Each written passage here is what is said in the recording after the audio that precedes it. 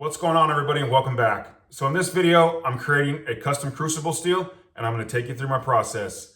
Now, the last couple of years, I've been experimenting with crucible steels and different alloying content, trying to come up with the chemistry that I'm happy with, something that's a good performer and that's unique, and something I can recreate consistently. And I finally nailed that down. Now, the whole purpose of this, well, that's to create my own custom steel, which I think is pretty unique and something that I can offer in, say, little hunting knives like this or other kind of knives that I decide to make. When it comes to the chemistry of this steel, well, I'm not going to give that away yet. But what I will say is there's an addition of niobium, and I think that makes it pretty unique, since you don't see its addition a lot in the knife steels that us bladesmiths commonly use. Now, there are blade steels with addition of niobium, but they're made in the powdered metallurgical process. You don't see it a lot in knife steels made by conventional manufacturing. With all that being said, there are some very important things to understand when adding significant amount of alloying elements to your steel. So if we take a crucible and we add a bunch of ball bearings and drill bits and any other kind of garbage, more than likely that'll lead to detriment. Now I'm going to pull up some graphs and I'm going to explain what I'm getting at. It's important to understand the iron-carbon phase diagram. It's also worth noting that this is only for iron and carbon, not any alloys. And if you're not familiar with this diagram, that's okay. I'm going to give a crude breakdown really quick. So for a hyper-eutectoid steel, this would be our ACM line. This area is where you're going to have austenite and carbide or cementite.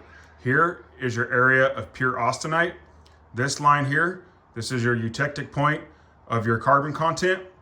A1 line here, 1333 degrees Fahrenheit, is where the phase change occurs from body center cubic to face center cubic or austenite. Then you have your liquid area, which none of this matters for what I'm going to discuss now. Now, the reason that I bring this up is because when you start to add alloys to a steel, depending on the strength of the carbide former, it drastically changes this ACM line and it pushes it back.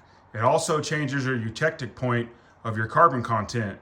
So you may have a bulk carbon content of 1%, but if you add a certain percentage of a certain alloy, vanadium, titanium, tungsten, niobium, whatever, it changes that eutectic point of your carbon content, and it might drop that back to 0.5 or 0.6, and the rest of the carbon is used as carbide. So with all that being said, I'm going to show some graphs of chromium and titanium. So here's a good example of a chromium eutectic graph, and you can see with 0% chromium, our ACM line is that of a simple carbon steel. And you can see where our eutectic point is.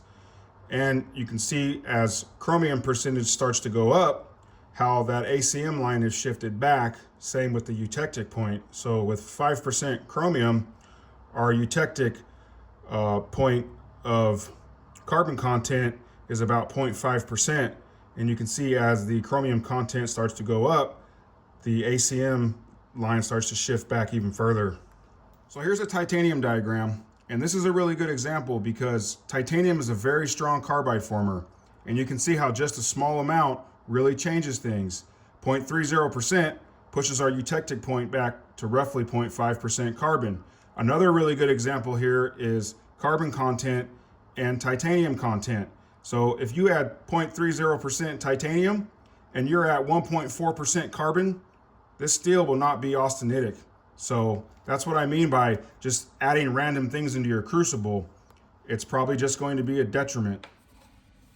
So I'm using 1090 steel powder for my base material as it's readily available, has a substantial starting carbon content, and the manganese content that I want for this steel.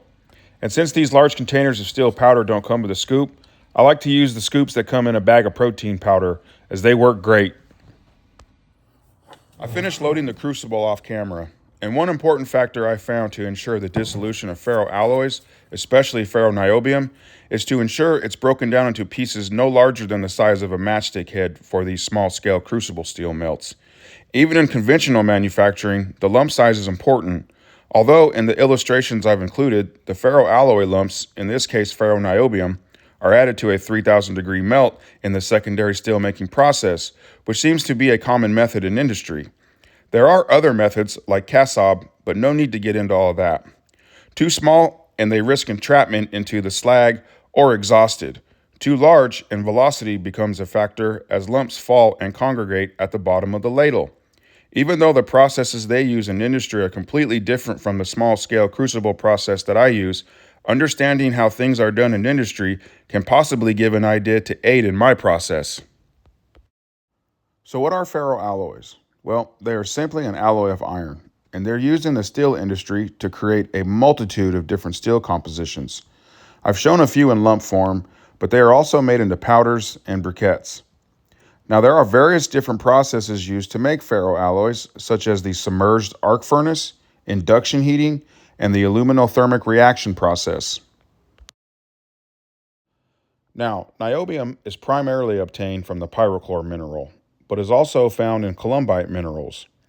The world's largest niobium deposit occurs in a mine in Araxá, Brazil, owned by CBMM, which I do believe is the largest producer of niobium products. Essentially, the pyrochlore is broken down into niobium pentoxide through a leaching process. Now, from what I've gathered, ferroniobium is made in the aluminothermic reaction process, in which they mix the niobium pentoxide with iron oxide and aluminum powder as the reduction agent. The extreme heat from this exothermic process melts the charge, and the aftermath is an ingot of ferroniobium. Many ingots are broken down into lumps or other sources, then sold. Green glass is used to protect the charge from oxidation, and once liquefied, becomes a slag layer. I also cap the charge using the bottom half of an old crucible and seal it using green patch 421.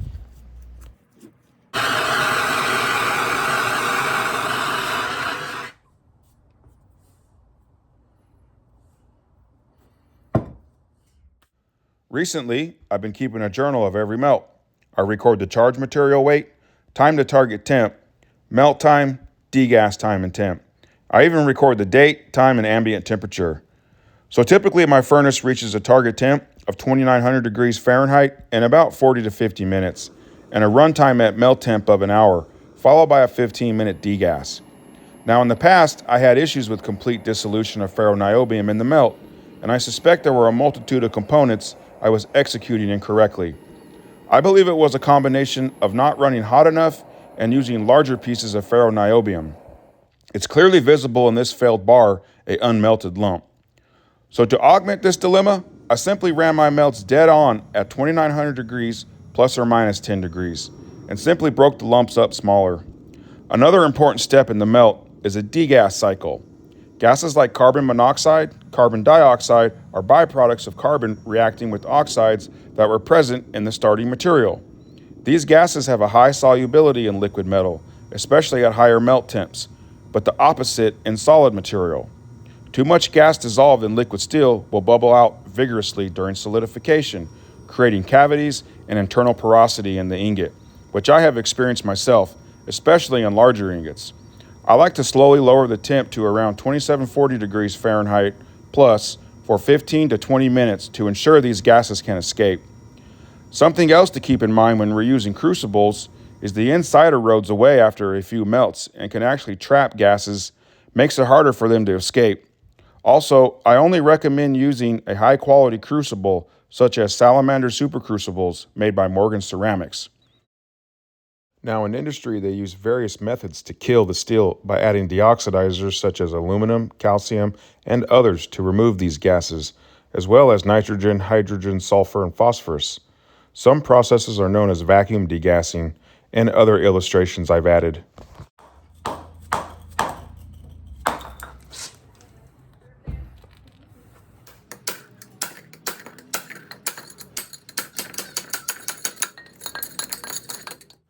After solidifying and cooling for about 9 hours, the crucible and ingot are still pretty hot.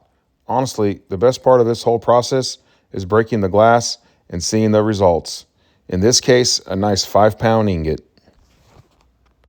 Okay, like always, grinding a window, and I'll take a peek at this structure. Now, I realize this isn't the best imaging, and there's a lot of scratches, but it's a much better view through the microscope than the scope camera. So something I noticed right away were many of these larger carbides, which I didn't see in many past ingots that I considered failures. In this structure, there appears to be some cementite and a pearlite matrix, but then there's these larger blobs throughout, and I think it's safe to say those are niobium carbides, which is exactly what I want to see. Now, I'm not going to make a definitive statement and say that's exactly what I'm seeing, but I educated guess. They definitely stand out and are much larger than the cementite. Since niobium is a very strong carbide former, stronger than vanadium, they form in the liquid since diffusion is rapid in the liquid. Because of that, there's plenty of time for them to grow large as the ingot cools. Enough of the boring stuff and on to making something useful out of this steel. Gave the ingot a quick 20-minute roast or preheating before I start to reduce it under the press, which is really not needed. It can be heated and forged immediately. I guess it's just a habit from Wootz forging. So I'm forging this ingot in a top as tang orientation, and that's to keep all the slaggy crud that naturally occurs and collects at the top of the ingot from solidification. I find this method to be the best at consolidating this material to one end of the bar, but I do find it a bit slower to reduce the ingot on my press, but a worthy trade-off. Well, so far so good. This bar is looking great, and figured I'd show some nice bursting sparks, so definitely has some carbon content. I cut the bad end off the billet, but left some decent material for a test blade.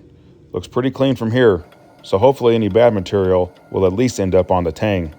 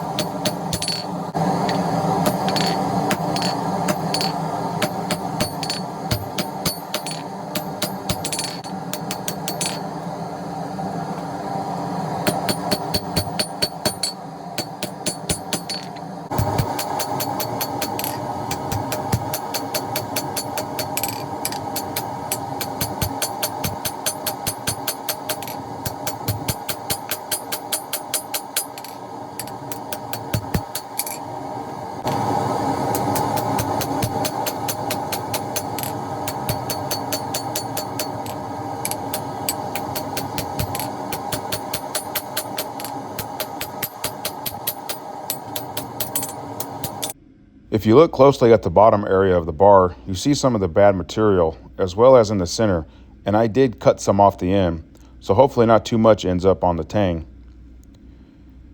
Well, the little blade that could, along with some test pieces. So here I did a little experiment between my steel and 52100. I wanted to know if I could visually see a difference in grain between the two, since niobium is actually a better grain refiner than vanadium, as seen in this image. In the niobium alloyed steel, the carbide size is much finer, since niobium carbide is present at forging temperatures. And it doesn't take a lot of niobium to form carbides, as seen here in this graph. Essentially, you add 2% niobium, you'll have 2% niobium carbide. These samples were brought to 1900 degrees Fahrenheit for 20 minutes, right after forging and quenched in water. And to my disappointment, both samples look the same, but it is hard to tell just by looking at grains. Maybe I'll revisit this test in the future. I used the other samples to inspect grain for optimal austenizing temperature, since that's about as scientific as I can get at this point. Here's an image of two as quenched samples and a close-up. So I heat treated the blade in the same manner, except added a DET anneal and cooled in vermiculite prior to austenizing and quenching.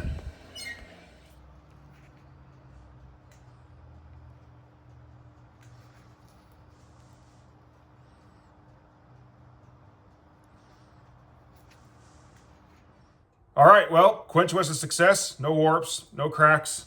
Got a 65 file here. That's a good sound. That's what you want to hear. So I don't have my Rockwell tester yet. I'd say that's probably about 67 Rockwell, but hardness doesn't tell the whole story. You know, it's really how you set these microstructures up before you quench the steel. Now, I don't want to make this video about heat treatment. I'm not going to go deep into any of that. There's plenty of information out there about that. I want to keep this strictly to making this steel and then testing this knife. So off camera, I'm going to finish grind it, put a handle on it, sharpen it, all that. But first, I'm going to temper this for 2 hours, 2 cycles at 425. So stay tuned. Blade is finished ground, and I got everything dialed in and ready for an edge, which looks great up close, and decided to view it under the microscope at 1,000 times magnification. And carbides are visible at the edge, which I thought was pretty cool.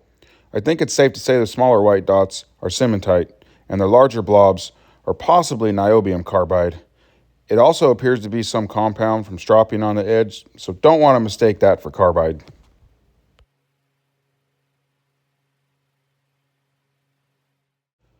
Here's a better image taken through the eyepiece of the microscope, and the red arrows, I believe, are cementite, and circled in orange, I think, are possibly niobium carbide. Well, I figured it'd be best to test the blade to see if it's even worthy of a handle. I'm really torquing the edge into this piece of hickory. I want to see that edge stability. And one thing I want to elaborate on is I'm not interested in how well a knife performs on paper. I care about how it works in real life. Use the blade. Is it a good blade? Can it cut? Will it hold an edge performing common tasks? That's my whole concept. Now I'll sit here for a while and whittle away.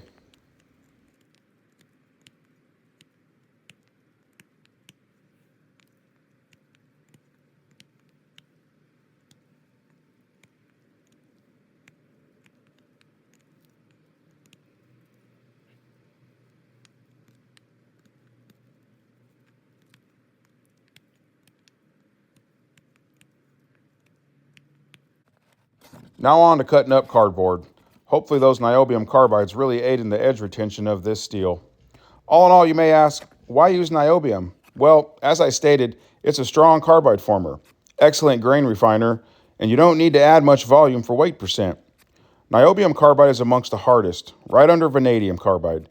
So very little percent can lead to a somewhat niobium-rich microstructure, as those niobium carbides can lead to increased wear resistance. But there's a big downside to using niobium in a crucible steel, and that's the carbide size and segregation, as it can grow very large carbides, and that can lead to an uneven dispersion instead of being small and evenly dispersed throughout the microstructure, which leads to poor toughness characteristics. The downfall of conventional steel making. Here's an example of conventional crewware versus crewware made in the powdered steel process. I'm not going to get into powdered metallurgy. Plenty of info out there about that process.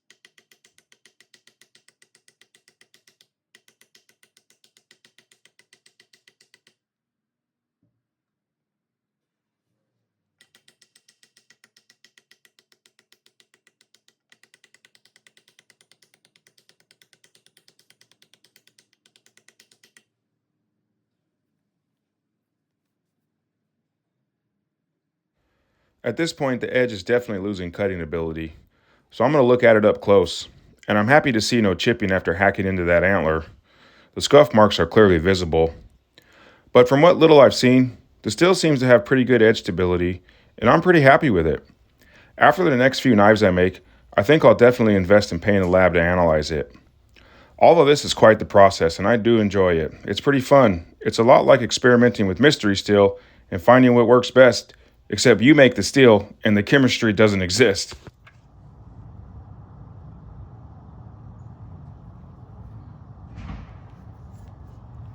This steel does produce a pattern that's natural to crucible steels, and I'm not talking woots here, but I found it difficult to bring out the pattern with ferric, most likely due to the manganese content. So I'll experiment with other acids like lemon juice on future blades. Well folks, that's going to conclude this video. I'm pretty happy with this little knife and the steel. And at this point, I've already forged out the other bar, so I plan on making something elegant with that. Probably just your typical guarded buoy. Try to get some hunters out of it. But everything went great. Forging went great. Steel is clean, so probably start making some more of this very soon. But other than that, I hope you guys enjoyed the video. I hope you learned something. If you have any questions, go ahead and ask. Take care.